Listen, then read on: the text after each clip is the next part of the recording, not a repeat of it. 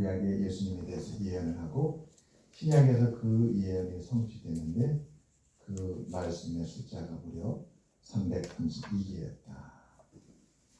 페인이라는 학자도 연구를 해보니까 예언과 성취, 다시 말하면 예수 그리스도에 대한 예언과 성취가 무려 191개나 성취되었다. 놀라운 예언과 성취가 아닌가 싶습니다. 예수님께서 탄생한 것에 대해서 이사야는 이렇게 예언합니다. 이사야 7장 14절에 보라, 처녀가 잉태하여 아들을 낳을 것이요 그 이름은 임마누엘이라 하라. 예수님 태어나시기 전 900년 전에 살았던 이사야가 하나님의 뜻을 따라서 예언을 했던 것입니다. 그런데 이 예언이 누가복음 1장 35절에 보면 그대로 성취가 됩니다. 모친 마리아가 요셉과 정혼하고 동거하기 전에 성령으로 잉태된 것이 나타났다. 놀랍지요. 사람들을 더 믿게 하려면 동정녀 탄생, 처녀의 잉태, 아무래도 처녀의 잉태는 사람들이 믿기에 어렵지 않겠습니까? 그러나 하나님은 이미 이사야 선지자 통해서 그렇게 예언하였고 예수님은 그렇게 그 예언대로 이 땅에 오셨다는 것이었습니다. 사람들의 이해가 목적이 아니라 하나님의 신실하심이죠. 하나님께서 인류를 구원하시기 위해서 이 땅에 메시아를 보내시는데 하나님의 말씀이 이루어졌다라는 것입니다. 오늘 마가복음에 일어난 놀라운 일도 스가랴 9장 9절이라는 예언이 성취된 것을 보게 됩니다. 스가랴 9장 9절에 보게 되면 이렇게 예언합니다. 시온에 따라 크게 기뻐할지어다. 예루살렘을 따라 즐거이 부를지어다. 보라, 내 왕이 네게 임하나니 그는 공의로우시며 구원을 베푸시며 겸손하여서 나귀를 타시나니 나귀의 작은 것 곧 나귀 새끼니라. 오늘 말씀에 보게 되면 예수님께서 오늘 11장 2절에서 7절에 이 스가랴 말씀을 그대로 이루십니다. 하나님께서 선지자를 통해서 하신 그 말씀을 예수님께서 그대로 이루시는 것을 오늘 마가복음이 증거하고 있습니다. 너희는 맞은편 마을로 가라. 그리로 들어가면 곧 아직 아무도 타보지 않은 나귀 새끼가 매여 있는 것을 보리니 풀어 끌고 오라. 만일 누가 너희에게 왜 이렇게 하느냐 묻거든 주가 쓰시겠다 하라. 그리하면 즉시 이리로 보내리라 하시니 제자들이 가서 본즉 나귀 새끼가 문 앞거리에 매여 있는지라. 그것을 뿐이 거기에 서 있는 사람 중 어떤 이들이 이르되 나귀 새끼를 풀어 무엇 하려느냐 하며 제자들이 예수께서 이르신 대로 말하는데 이에 허락하는지라. 나귀 새끼를 예수께로 끌고 와서 자기들의 겉옷을 그 위에 얹어 놓으며 예수께서 하셨다. 이렇게 말씀하고 있습니다. 놀랍지요? 스가랴 말씀에 겸손하셔서 주님은 어린 나귀 새끼를 타실 거다. 그렇게 말씀했습니다. 근데 오늘 마가복음에 예수님께서 제자들에게 말씀하십니다. 가서 어린 나귀 새끼를 데리고 와라. 가보니까 정말 어린 나귀 새끼가 있는 것입니다. 그래서 예수님께를 끌고 오니까 예수님께서 그 나귀 새끼를 타셨다는 것이었습니다. 하나님께서 말씀하시고 이 땅에 오신 하나님 아들 예수 그리스도는 하나님의 말씀을 그대로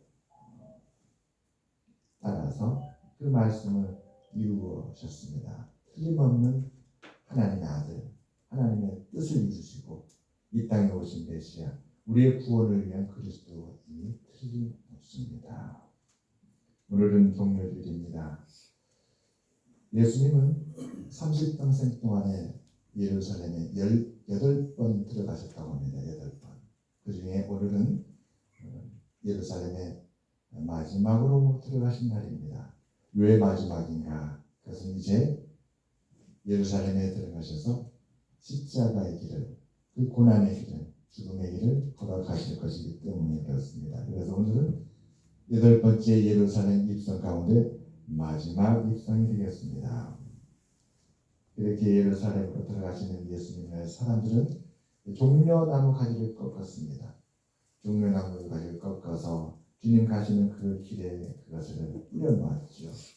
그리고 나귀를 타신 주님은 그 종려나무 가지를 밟으면서 예루살렘을 입성하게 됩니다.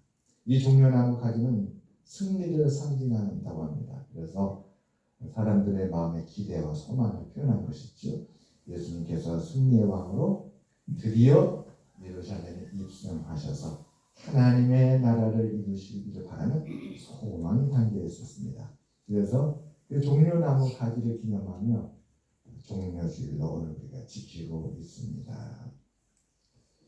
사람들은 예수님께서 계산장군처럼 승리의 왕으로 예루살렘에 들어가기 원했지만 예수님은 사람의 원하는 것을 따른 것이 아니라 하나님의 뜻을 따랐습니다. 하나님은 이미 오래전에 계획을 하시고 준비하셨지요. 사랑하는 아들 그리스도 메시아 이 땅에 오시면 승리의 왕으로 예루살렘에 입성하는 것이 아니라 모든 막힌 남을 허시고 그리고 온 땅에 구원의 은혜로 말미암은 평화가 임하도록 평화의 왕으로 그 예루살렘에 입성하게 준비하신 것이었습니다. 그래서 평화의 왕을 상징하는 나귀의 새끼를 타고 입성한 것이었습니다. 제자들이 예수님의 말씀을 듣고 어리둥절해 했습니다. 어떻게 가서 어린 나귀 새끼를 달라고 했을 때에 그 나귀의 주인 쾌히 어떻게 그 어린 나귀 새끼를 예수님께 주실 것인가? 예수님은 제자들에게 말씀하셨죠. 가서 만일 나귀 새끼를 왜 가져가냐고 묻는다면 이렇게 말해라. 주님께서 쓰시겠다. 주가 쓰시겠다. 하라. 그러면 반드시 보내줄 것이다. 놀라운 것은 이것도 예언의 성취였다는 것이었습니다. 주께는 하루가 1000년 같고 또 1000년이 하루 같은 이 한 가지를 잊지 말라. 하나님은 1000년 전에 이미 1000년 후에 일어날 일을 훤히 알고 계셨습니다. 어떻게 이렇게 세세한 것까지 하나님은 알고 계셨을까? 예언의 말씀을 오게 되면 너무나도 놀랐습니다. 예언의 말씀 따라서 예수님은 하나님의 뜻을 믿고 그대로 그 뜻을 따랐더니 정말로 그 주인은 주님이 쓰시겠다는 그 말을 듣고 즉시 그 어린 나귀 새끼를 제자들에게 드렸습니다. 모든 일은 놀랍게도 말씀대로 이루어지지 믿습니다. 오늘 또 우리의 삶에 주님의 그 말씀이 이루어지고 역사하시기를 주님의 이름을 축원합니다. 아멘. 여러분 성경을 보면 주님께서 쓰신 일은 또 있었습니다.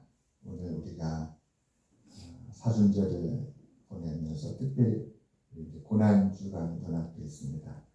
고난주간 하면 예수님의 최후의 만찬이 생각납니다. 우리도 고난주간이 끝나고 부활절이 되면 성찬식을 할 예정입니다. 성찬의 기호는 주님의 최후 만찬에 있습니다. 최후 만찬에서 주님께서 떡을 떼며 이는 내 살이고 또 포도주 한 잔을 나누시면서 이는 내 피라. 여기에서 성찬이 유래가 됐습니다. 주님께서 이 최후 만찬을 할 곳을 찾았는데 놀랍게도 이 일 또한 주님을 위해서 준비되고 주님께 드려졌던 사건이었습니다. 제자들과 함께 최후 만찬을 하신 다락방을 찾을 때 다락방 주인은 주께서 쓰시도록 주의 뜻을 따르게 됩니다. 마가복음 14장 13절에서 15절 말씀입니다. 성내로 들어가라. 그리하면 물 한 동이를 가지고 오는 사람을 만나리니 그를 따라가서 어디든지 그가 들어가는 그 집 주인에게 이르되 선생님의 말씀이 내가 내 제자들과 함께 유월절 음식을 먹을 나의 객실이 어디 있느냐 하시더라. 이렇게 그 주인에게 청한 것이죠. 그러자 그 주인은 준비한 큰 다락방을 보여줬다.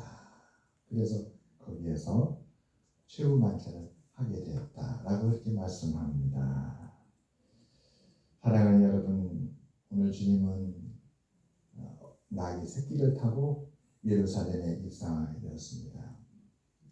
고대 시대의 나귀는 매우 소중한 그러한 동물이었다고 해요. 아주 귀하였다고 합니다. 다윗 왕이 솔로몬을 왕으로 세울 때에 나이가 많고 이제 기력이 다해서 떠날 날이 멀지 않은 다윗이 그 아들 솔로몬에게 명합니다. 솔로몬아, 저 기온에 가라. 그리고 그곳에서 기름 부음을 받고 왕으로 세움을 받으라. 그 기온까지 너는 노새를 타고 가라 그랬다고 해요. 노새는 원래 나귀와 말의 교배 중이라고 합니다. 그런데 그 당시에 노새는 왕실의 권위와 지위식을 상징하는 동물로 사용됐대요. 그래서 솔로몬 왕이 왕의 집이 되는데 노새를 타고 갔다는 것이었습니다. 나귀는 아주 중요한 운송 수단이었다고 해요. 그리고 그 가정에 굉장히 중요한 농경 시대의 그 농업을 위해서 아주 중요한 자산이었다고 합니다. 오늘날로 말하자면 이 나귀는 우리 원로 사모님 집 강화도에 계시잖아요. 제가 얼마 전에도 강화도에서 보고 깜짝 놀랐어요. 어떤 할머니가 1톤 트럭을 몰고 운전을 하고 농협도 가고 방앗간도 가고 그러는 거예요. 이곳에서는 할머니도 할아버지도 구별 없이 이렇게 트럭을 몰고 다니시는구나. 그 1톤 트럭이 바로 농경시대 고대의 나귀의 역할을, 나귀가 그 역할을 했다고 합니다. 그리고 실제로 이 나귀의 가격도 오늘날에 단위 환산하면 오늘날 트럭 값이라고 합니다. 적지 않은 것이죠. 적지 않은 것입니다. 우리 사무엘상 9장에 보게 되면 유명한 일화가 있습니다. 이스라엘의 첫 번째 왕이 사울이었는데 사울이 첫 번째 왕이 되는 과정에서 이 나귀와 관련된 사연이 있습니다. 사울의 아버지 기스가 어느 날 암나귀를 잃어버립니다. 집안의 소중한 나귀가 사라진 거예요. 그러니까 저도 우리 원로 목사님께 이전에 강화도에 계실 때 트럭이 필요하지 않나요? 그래서 제가 기억납니다. 몇 년 전에 우리 김장 담을 때에 우리 김태현 지사님 트럭 가지고 오시니까 그 밭에 배추를 그냥 한 번에 실어서 한 번에 끝났어요. 트럭이 없을 때는 조그만 수레에다가 일일이 들어가 담아가지고 오르락내리락 얼마나 힘들었는지. 그런데 우리 지사님 트럭이 오니까 그 모든 수고 한 번에 끝났어요. 전라북도 부안에 있는 제 사촌 동생이 어느 날 저한테 그러더라고요. 명절에 형, 시골에서는 제일 중요한 게 1톤 트럭이야. 1톤 트럭이 있으니 얼마나 많은 일을 하는지 모른다고. 자기도 최근에 1톤 트럭을 샀다는 거예요. 그런데 그 나귀가 그 트럭 값이고 그 당시에 나귀는 그 트럭의 역할을 했다고 합니다. 그런데 그 나귀를 잃어버렸으니 얼마나 애가 타겠어요. 그래서 기스가 그 아들 사울에게 가서 잃어버린 나귀를 찾아오라고 한 거예요. 그래서 사울 왕이, 당시 사울이죠, 나귀를 찾는 중에 어디를 가게 되냐면 당시의 선지자 사무엘에게 간 것입니다. 나귀를 찾다가 선지자 사무엘을 만났어요. 나귀가 이게 소중했습니다. 아버지가 그 귀한 트럭이 없어졌으면 어떻게 되겠어요? 트럭을 찾으려고. 그래요. 사랑하는 여러분, 오늘 예수님은 이렇게 소중한 나귀 가운데서도 한 번도 타보지 않은, 아직 한 번도 등에 사람을 태워보지 않은 그 어린 나귀 새끼를 제자들에게 가서 가져오라고 했고, 그 나귀 주인은 그 소중한 나귀를 주님께서 쓰신다고 하니까 기꺼이 드렸습니다. 그래서 주님은 나귀 새끼를 타고 예루살렘에 입성하셨습니다. 아멘. 겸손의 왕으로, 평화의 왕으로. 그래요. 주님께서 섬기기 위해 이 땅에 오셨다고 했습니다. 끝까지 십자가의 죽으심으로 우리의 모든 죄를 다 주님께서 가져가시고 대속의 제물이 되어 주시기 위해서 가시는 그 길이었기 때문에 화려할 필요가 없는 거예요. 말을 타고 갈 필요가 없는 것입니다. 그 마지막까지 자신의 몸과 피와 모든 것을 다 들여서 섬기고 희생하는 그 길이기 때문에 주님은 어린 나귀 새끼를 택하셨다.